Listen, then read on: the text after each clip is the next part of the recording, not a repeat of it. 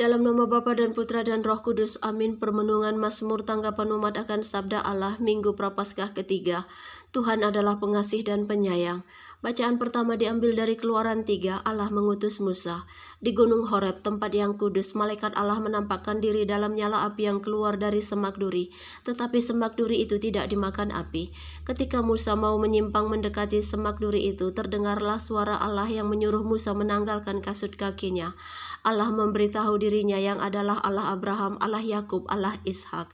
Allah ingin membebaskan bangsa Israel dari Mesir dan hendak membawa mereka ke negeri yang berlimpah susu dan madunya. Dan Musa lah yang diutus untuk itu. Lalu Musa bertanya, jika bangsa Israel bertanya siapa nama Allah nenek moyang itu, maka Allah mengatakan, Aku adalah Aku. Itulah namaku dan sebutanku turun-temurun. Bacaan kedua diambil dari 1 Korintus 10, Israel sebagai suatu tanda peringatan. Rasul Paulus memberikan contoh kepada jemaat bagaimana bangsa Israel telah dituntun oleh Allah keluar dari Mesir.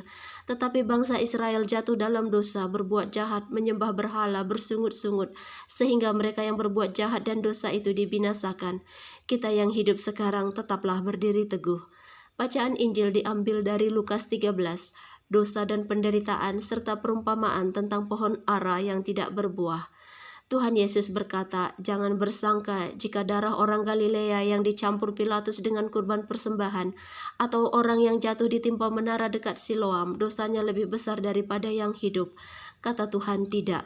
Tuhan tidak menghakimi orang yang berdosa sekalipun, tetapi Tuhan justru menginginkan pertobatan, karena siksa yang sebenarnya adalah ketika kita mati binasa dan terpisah dari Tuhan Yesus ketika kita tidak bertobat.